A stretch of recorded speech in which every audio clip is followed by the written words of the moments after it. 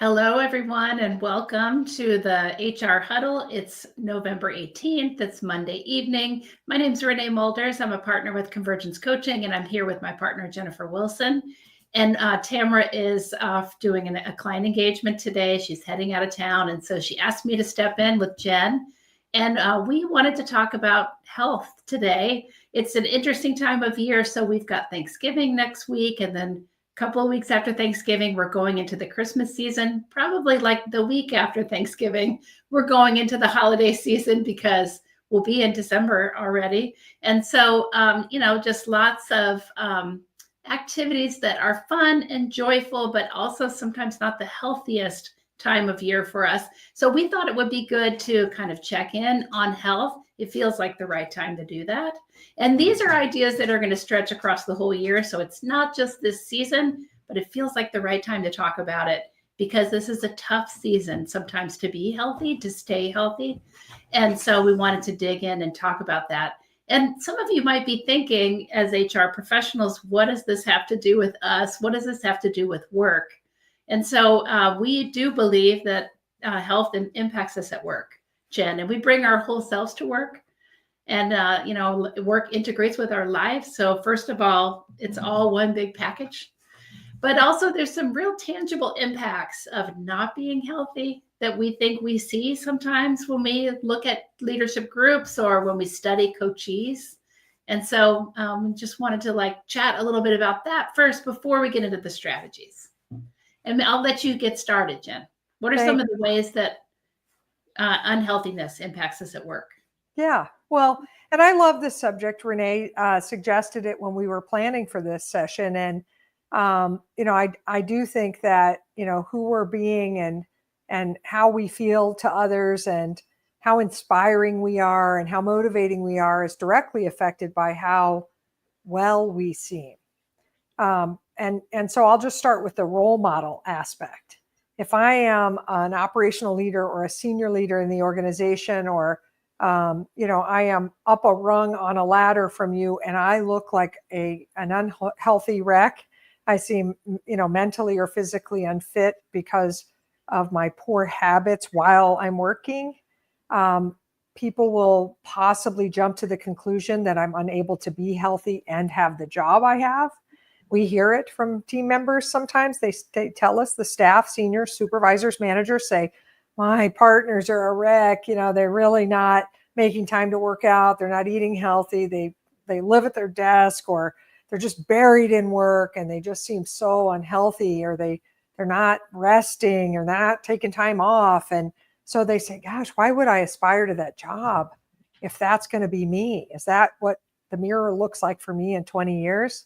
And so it's that role model aspect that we have to look at. And I know that's harsh and hard to hear.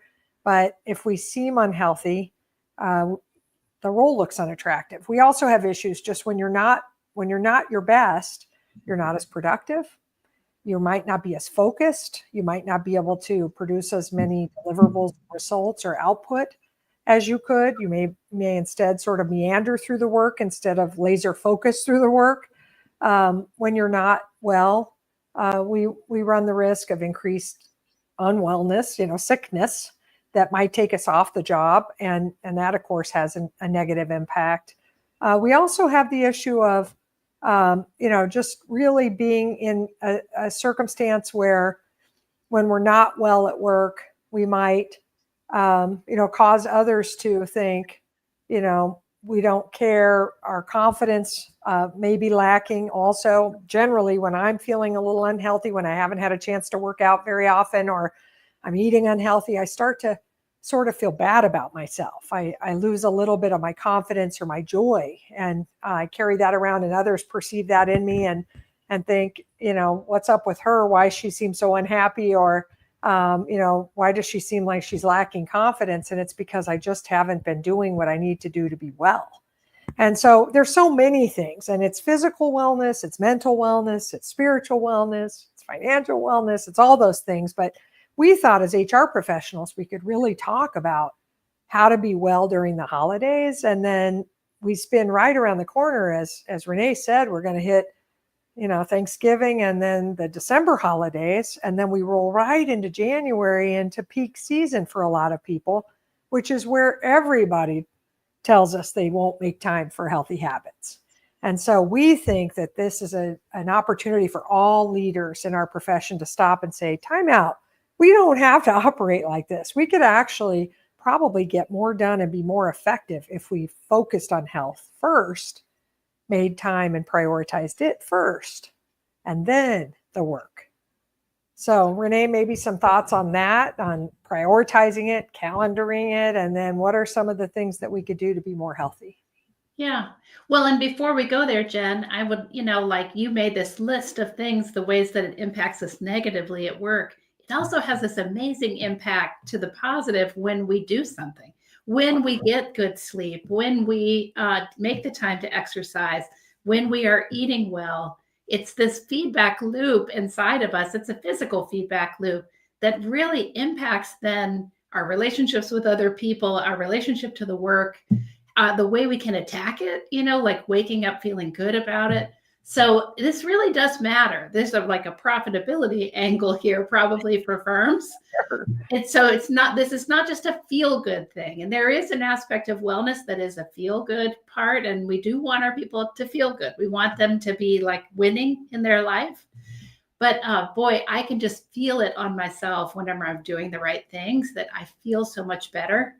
I was just with a coachee before we came to the huddle, and she has one of her goals is around wellness. So she's got 3 goals in the program, and she took one whole goal to say, I am going to exercise more regularly, take care of myself. And we were talking about like how good you feel when you're doing it and how it just has this amazing impact then. So you could say like, wow, that's a personal goal. And she took herself out of stuff she could be doing for the business to do something personally. She's going to be able to do more for the business if she can make this happen, if she can change her habits. And for her, she's not working out during busy season. So she's coming offline with all this stuff when she's busy. And so that's what there is for us to figure out, is how can we make this just a regular part of what we do?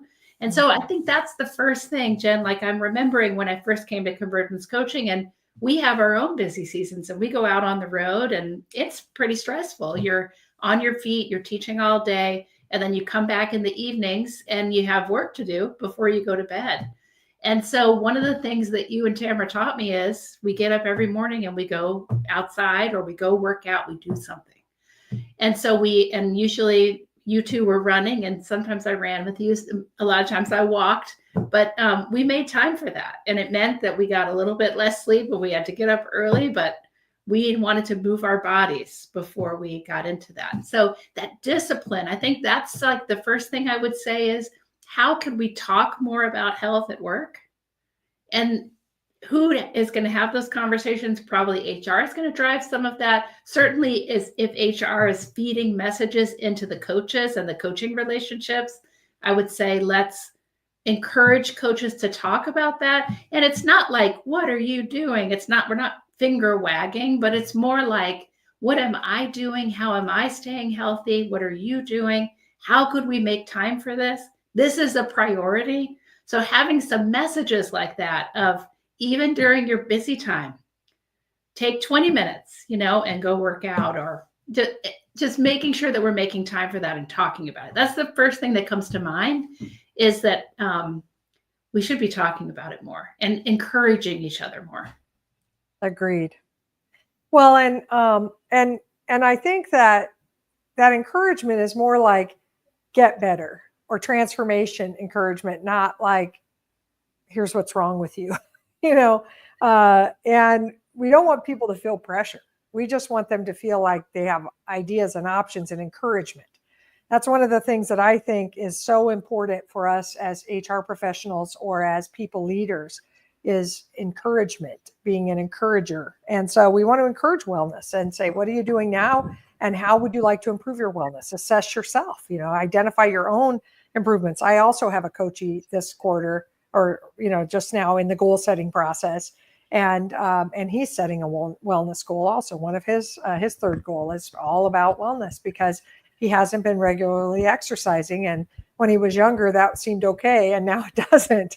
And he's just like, I got to change it. And so if I put it down as a goal, then I'll have a partner in you, me, to hold him accountable, to check in and ask, how's it going, and to strategize with and to problem solve with, and somebody to encourage him. And so that's another thing, is just to create community and buddies and friends. And if I can't do it corporately, could I just myself say, I'm going to find an accountability buddy, or I'm going to talk about something. And wellness isn't all just exercise. Sometimes it's sleep. I know for me, I have been a wonderful exerciser, a very consistent exerciser, and super committed to it. And I lost some of my run joy after my mom died, but I have been getting it back, and I've done tons of other exercising instead. So that's not the thing I need to work on. I need to eat better, and actually probably more consistently eat, because I skip a lot. And then I also need to sleep more. And now I have done that this year. I have set sleep goals, and I've been tracking sleep and paying attention to sleep. And I do feel better, by the way. And sometimes I wake up and I actually don't feel tired. And I haven't had that in like 2 decades. So, but that's my thing. Sleep was actually the thing that I was not doing and modeling as a poor habit that wasn't going to be good for me or for my team. And so I started focusing on it. And for some, it's not drinking water. I don't drink any water, or whatever. I don't know what it is for you. I guess if I'm an HR professional, I'm listening to this and I'm thinking, what should I do? I probably should stop and assess what I need to do. Like, start with me. All transformation starts with me.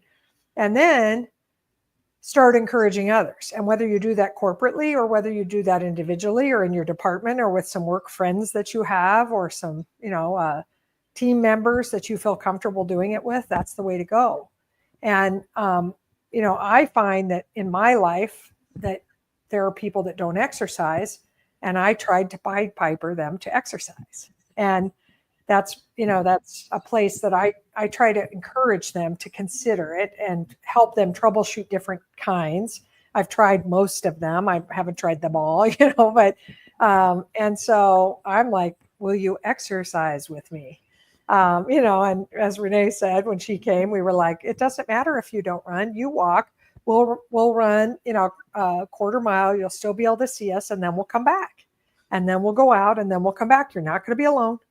We're going to go together and see these beautiful trails or vistas together, but come on, let's go, and yoga, I was a massively committed yoga practicer, and still am, vinyasa yoga. And so anybody I can get to go to yoga, and talk about yoga till they go to it, and I've been doing Pilates lately, so there's a list of stuff, and you just start saying, hey, will you do it with me? Would you try it?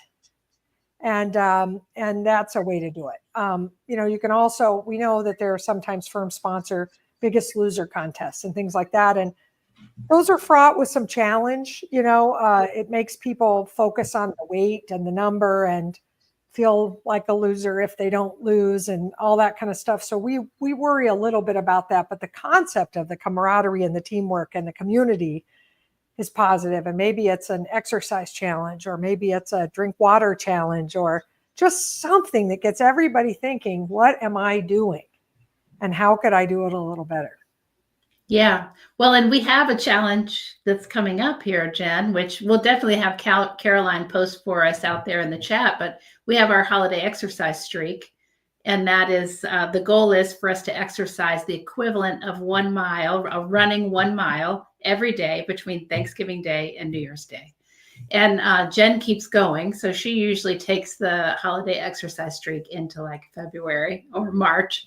But I mean, the goal is to, especially during this squeezy time of the holidays, to have the discipline to exercise every day. And to run the equivalent of a mile, I looked it up because I've been rowing lately a little bit, and you row for 13 minutes. So it's not a big deal. For me, I usually exercise 5 out of the 7 days. And so the big challenge for me, this holiday exercise streak, is going to be every day. Even when it's cold outside and I hate the treadmill, but now I could get on the rower and do 13 minutes. Who can't find 13 minutes? So, and we also, by the way, have a bonus plank challenge. If people want to do that, they can also see if they can increase their plank time over the course of the holiday exercise streak. So we encourage people to join us for that. And that's a way for us to be in a community and practice a new level of commitment to wellness. And so that might give HR professionals some ideas to hold themselves accountable.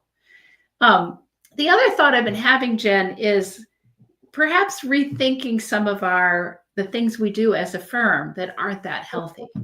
And so, like, for instance, we have the busy season meals, and oftentimes that's like pasta and meat sauce and pizza and just not very healthy choices. Or we're bringing in donuts every Friday morning, or and I know people love that stuff, and I don't want to be like a buzzkill for the fun things, but is that, could we have a balance of having some healthy things that we bring in, some fruit, or just treats that are, hummus and vegetables, and just some healthier things for people to nosh on and enjoy that are nurturing rather than true junk food. And then, like the other one that comes to mind is the festivities around drinking. And, that's another, I feel a little bit like a buzzkill, but as I drink less now at this time in my life, it's a bummer sometimes that the getting together always centers around drinking. And I feel for the people who aren't drinking and who at all, and then if you're not eating junk food and you're not drinking, then it's hard. It's like maybe doesn't feel that much fun. And so just trying to look at that through a new lens of how could we add in, we don't have to get rid of all of those things, but how could we add in some other things that are meaningful to people who are trying to eat healthier or who are not drinking or are drinking less and want to try something different. I love that, Renee. And it's hard to talk about because some of that stuff is sort of cultural, institutional feeling. It's like, I can't mess with that. And like Renee said, we're not saying abolish it. We're saying, what could you augment it with that would feel more inclusive? Accommodate others. Yeah. It's inclusivity. It's a sense of belonging. I am sober. I have been sober 30 years. And it'll be 30 years, January 1, 2025. And happily sober. Like, I haven't regretted a day of sobriety, and I don't feel pressure to drink. And I have all kinds of things I tell people when they try to say, just have one, I'm good, and I tell people sometimes, you don't want my tongue further self-expressed, do you? I'm pretty open and transparent as it is, so but I don't feel excluded because I walk around saying, this is my choice and you're making your choices. And I don't look down on drinking or any of those things. But I do know that there are people whose sobriety isn't as secure as mine, and they feel like they can't go to those things. They can't. They just cannot. And so sometimes people are like, I wonder why these people don't participate in firm outings and events and busy season, post busy season, happy hour, and all that stuff. And it could be that they have either dietary restrictions or, or a need not to drink, and they just don't feel that included in the way that we've packaged those activities. We could repackage them, still have the fun that others have wanted to have traditionally, but have them feel a little bit healthier, Yes. some health focus. And so I think that's great. And I know, some HR folks listen to this and they're like, ladies, we have brought vegetables. We quit pizza one year for the busy season meals and had anarchy, and we get it. We get that substituting celery and carrots for the pizza that we used to have is probably not going to win you any positive reviews, but just having it as an add-on, I think, is important. The other thing that I wanted to say about our holiday exercise challenge is not only would we love each of you that is listening to this to jump in here with us. And if you hear this past Thanksgiving Day and you think, dang it, I missed it, reach out to us. You can jump onto the bandwagon. It's totally free. We're not selling anything here except wellness. So that's what we're selling is feel good. Come with us. Let's all feel good together. But we do have this conversion chart that Renee talked about, and she said a mile of running is equivalent to 13 minutes of rowing. It's also equivalent to 20 minutes of dancing. So if you're going to the holiday party, if you tear it up and for more than 20 minutes, you meet your objective. But it's really intended to, create a bond with us and the people that do it with us. And we usually have several hundred people come along. We keep in touch in social media on various platforms, or some people just email us as their point of accountability. They don't want to be in social, but they want to just say, hey, here's where I am with mine. And it's super fun on social that people post pictures, and it's fun to see how they kicked off Thanksgiving. And it's just a really fun thing. But you can also promote it in your firm. We cut it off at 300 because we produce a really cool holiday shirt. This year's is going to be the Halloween holiday. We had year-end holiday shirts, like 6 of them to start with, and then we all got sick of them, couldn't wear them enough. So then we've produced Earth Day, and we've had a Valentine's shirt and a really cool St. Patrick's Day, and I don't know what, 4th of July, and now we're into Halloween. So anybody who finishes the challenge and tells us they did, we're not following you around during it, but if we hear that you finished it, then you get the shirt. And we do it as part of our community service and give back. So it's a contribution that Convergence makes. Nobody has to do anything except for just come get well with us. And the conversion chart also says that if you stretch for 3 hours, it's the equivalent of 1 mile of running. I didn't know that. That's hilarious. I love that. That's the most ridiculous. I think ironing is on there too. And it's a lot of ironing, but I'm pretty sure stretching is 3 hours.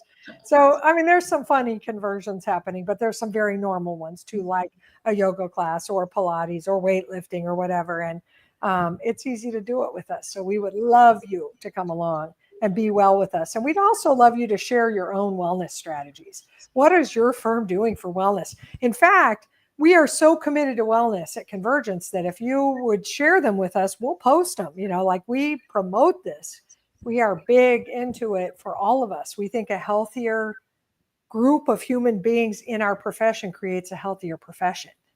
It just does. We will have a thriving, healthy profession making a big difference in the world when we're all healthier. So let us know. We're dying. More stamina, more engagement, more feeling better, more confidence. I think these are all things that we would like to see happening in our team. And so, hey, folks, how can you get in there, promote it? Please do join our holiday exercise streak and promote that inside your firm. And then think about what else you can do to promote more of a culture of wellness as we go through this holiday season and then on into the future. Jen, thanks for being here with us today. And thanks everyone for joining us. Good luck, everyone.